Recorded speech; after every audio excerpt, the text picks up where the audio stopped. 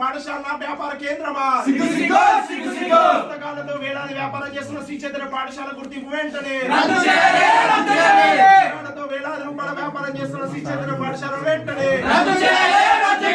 శ్రీ చైతన్య వ్యాపార కేంద్రమా శ్రీ చైతన్య పాఠశాల విజ్ఞాన కేంద్రమా వ్యాపార కేంద్రమా శ్రీ చైతన్య పాఠశాల విజ్ఞాన కేంద్ర పాఠశాల నిబంధనల విరుద్ధంగా టెక్నో పేరు పెట్టుకొని నిబంధనల విరుద్ధంగా జీవో నంబర్ 1 ప్రకారం పాఠశాల పేరుతో పుస్తకాలు అమ్మకూడదు నిబంధన ఉన్న నిబంధనల విరుద్ధంగా శ్రీ చైతన్య పాఠశాల పేరుతో రహస్యంగా ఒక ప్రదేశంలో పుస్తకాలు అమ్మడాన్ని ఖండిస్తూ ఏఎస్ఎఫ్ ఆధ్వర్యంలో ఈ యొక్క పాఠశాల వారు చేస్తున్నటువంటి బుక్కుల వ్యాపార దందాన్ని సీజ్ చేయాలని ఈ యొక్క బుక్ షోరూమ్ దండయం జరిగింది. శ్రీ చైతన్య పాఠశాల వారు విజ్ఞాన కేంద్రం కాదు, ఈ యొక్క దోపిడీ కేంద్రం వ్యాపార కేంద్రంగా ఇలా అక్షరాలతో లక్షల రూపాయల వ్యాపారం చేస్తూ ఇలా నిబంధనల విరుద్ధంగా పుస్తకాలు అమ్మద్దని చెప్తున్న శ్రీ చైతన్య పేరుతో ఏకంగా శ్రీ చైతన్య విద్యా సంస్థల పేరుతో ఫీజు రిసిప్ట్లు కడిగేస్తూ ఇలా 1వ తరగతికి 6,000, 9వ తరగతి పుస్తకాలు 10,500 కిట్ల పేరుతో ఇలా విద్యార్థులు రక్తం తాగిన తాగుతూ మా దగ్గరనే పుస్తకాలు కొనాలి, బయట నుంచి పుస్తకాలు తెస్తే తాము అనుమతించబోమని విద్యార్థులను బెదిరిస్తూ వాళ్ళను ఇబ్బందులకు గురి చేస్తూ ఇలా పుస్తకాలు అమ్ముతున్నారు. ఇలా విద్యాశాఖ అధికారులకు ఇలా పుస్తకాలు అక్రమంగా అమ్ముతున్నారు. శ్రీ చైతన్య పాఠశాల సీజ్ చేయండి అని చెప్తా ఉన్నా కూడా ఇప్పటికి రాకుండా మేము అందుబాటులో దాట వేస్తూ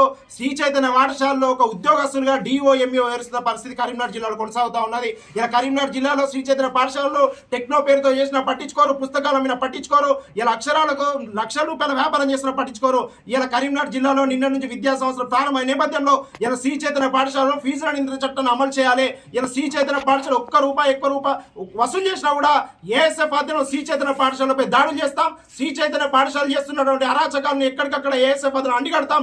నిబంధనలు పాటించకుండా ఏ ఒక్క నిబంధన అమలు చేయకపోయినా, ఫీజుల నియంత్రణ అమలు చేయకపోయినా, విద్యా చట్టం అమలు చేయకపోయినా శ్రీ చైతన్య పాఠశాలపై తప్పకుండా పెద్ద ఎత్తున పోరాటం చేస్తాం. భౌతిక దాడులకు కూడా శ్రీ చైతన్య పాఠశాలపై ఏఎస్ఎఫ్ ఎరగాడబోయని సందర్భంగా హెచ్చరిస్తా ఉన్నాం.